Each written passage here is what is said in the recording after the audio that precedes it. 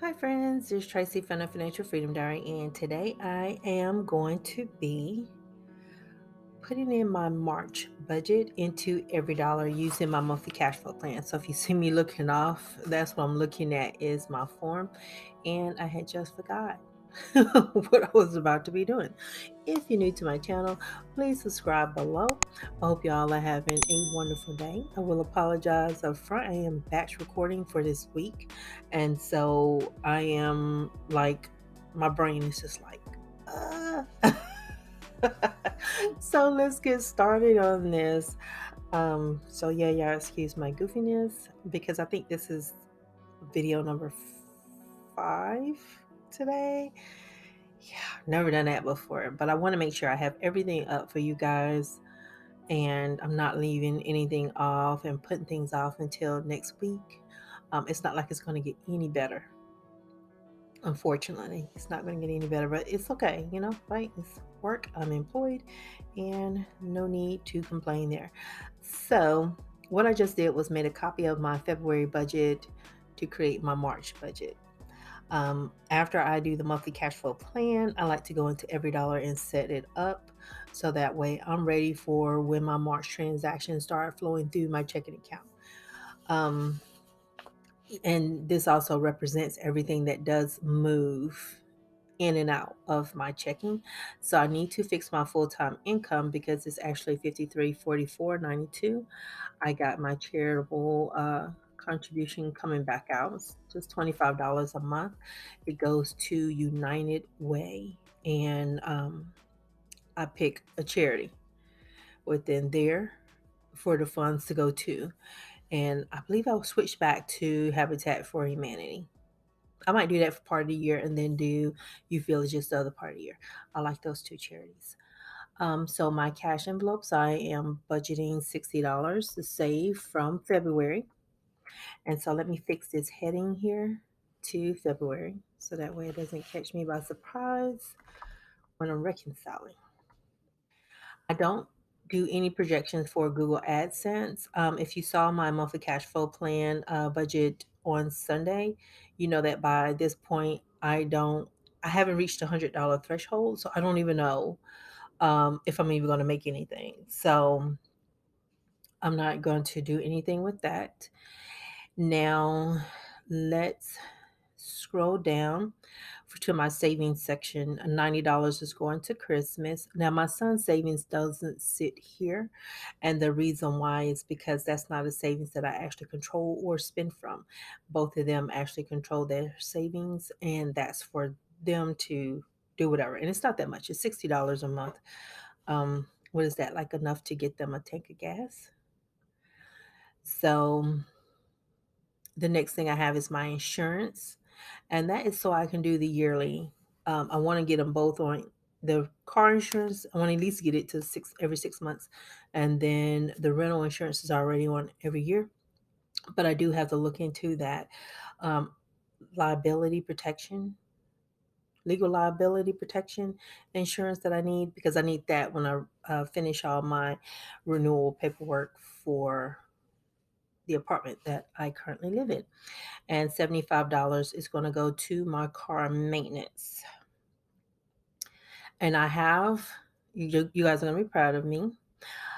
This is all accurate.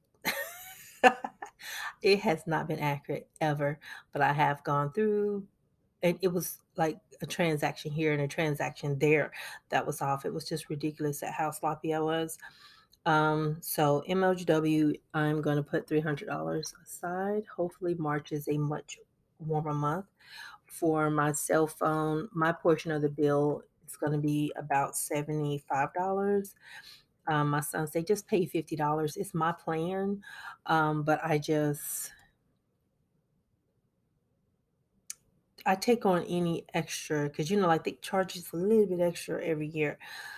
112 for the internet. So you can see I'm $32 already over budget. And that's based off of my projections from last month. Um, Gas for my car is $80. That's going to stay 4 Sundays in March, so $300. That is going to stay the same. My subscription is $299. Household, laundry, my pocket money, and the kids' savings is $120. So they're all staying the same in that section, if I can say the word. Health insurance, $26.84. My car insurance, rounding that up to make it $95. Identity theft is $696.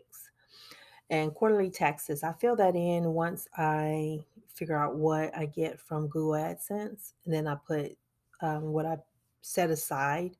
It goes into the sinking fund, and then when it's due, I pay it out. So I've already paid up 2020, and so anything I'm putting into my savings now is going to be for 2021, and I believe the first time I make a payment is going to be in April.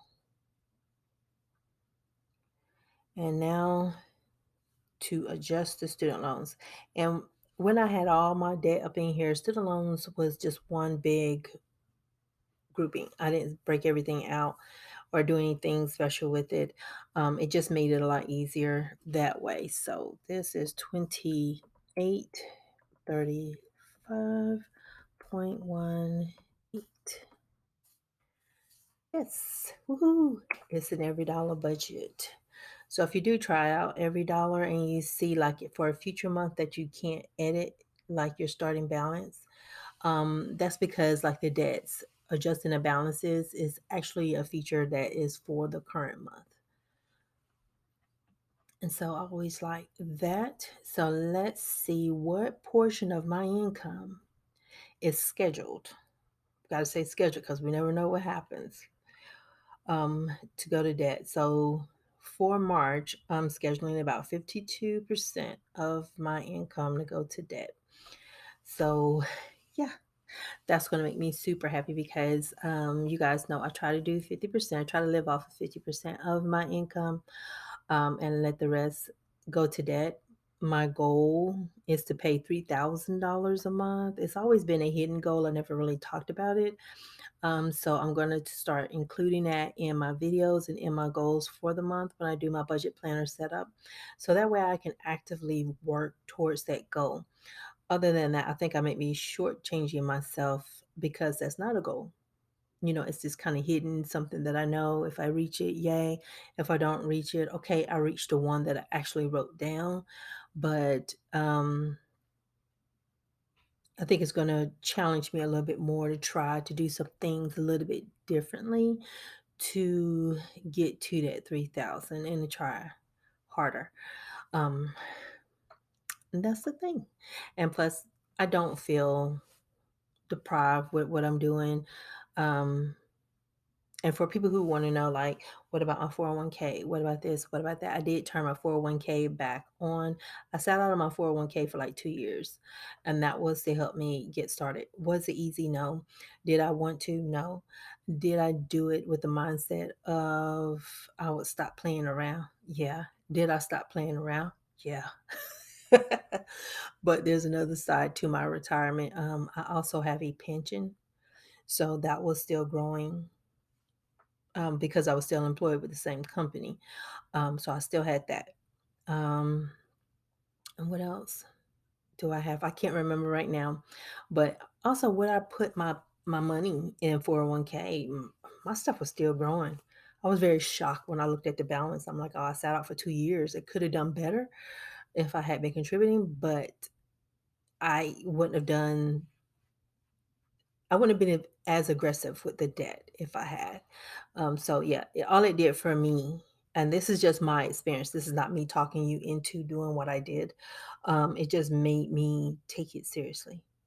It stopped it because before I was serious ish, and then like if I wanted to splurge, I still would just give in. But then once I'm like, oh, unplugged your future, you're gonna get on this, and so it is.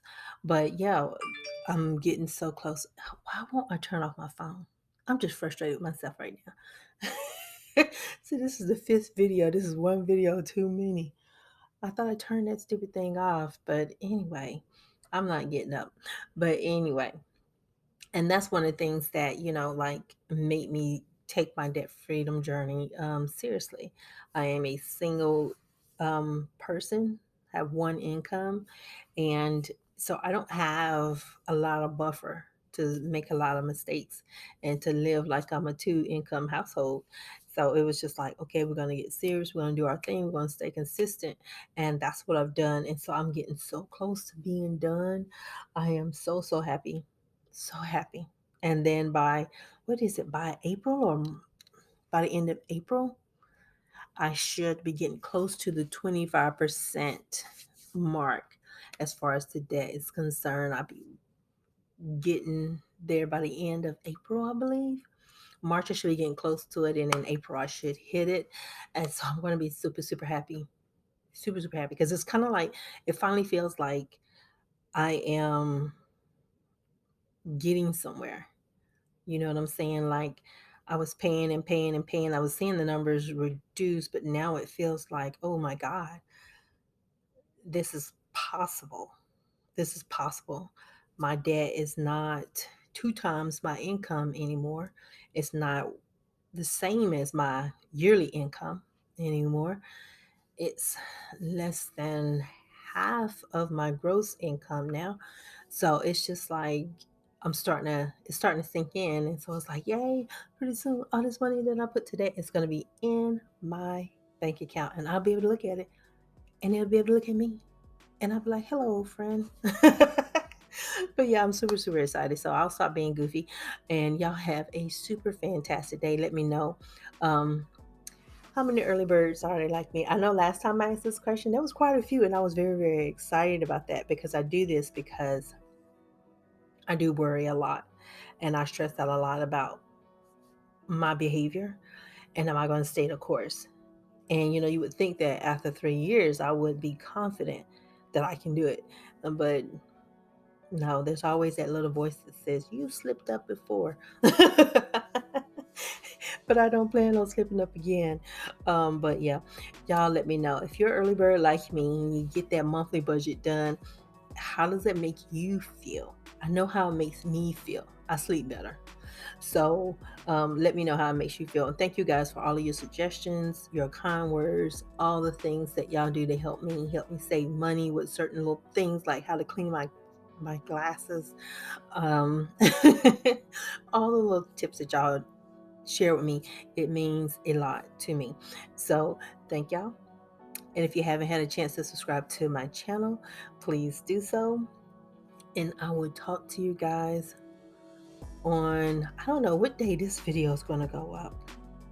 I don't know if this is going to be the Thursday or the Wednesday. This might be the Wednesday video. So yeah, I'll see you guys on Thursday. So bye.